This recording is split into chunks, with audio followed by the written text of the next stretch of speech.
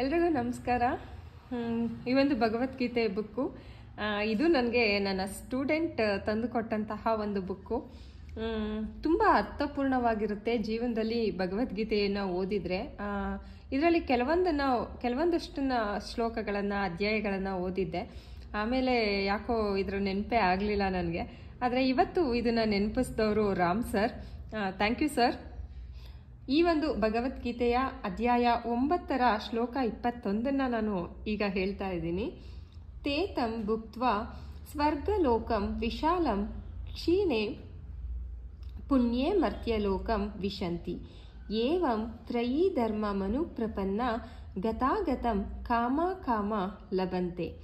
ಇದರ ಅರ್ಥ ಏನು ಅಂತ ಹೇಳಿದ್ರೆ, ಹೀಗೆ ಸ್ವರ್ಗ ಸುಖವನ್ನ ಸಾಕಷ್ಟು ಅನುಭವಿಸಿ ಪುಣ್ಯವು ಕ್ಷೀಣವಾದ ಕೂಡಲೇ ಪುನಃ ಈ ಕರ್ಮ ಭೂಮಿಗೆ ಹಿಂತಿರುಗುತ್ತಾರೆ.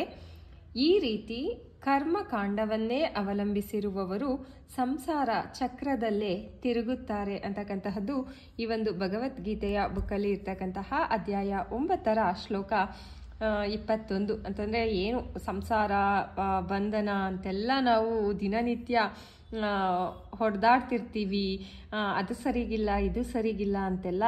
ಅದೆಲ್ಲವೂ ನಾವು ಮಾಡಿರ್ತಕ್ಕಂತಹ ಕರ್ಮದ ಫಲವೇ ಆಗಿರುತ್ತೆ ಅನ್ನೋದು ಈ ಒಂದು ಭಗವದ್ಗೀತೆಯ ಶ್ಲೋಕದ ಅರ್ಥ. Thank you so much.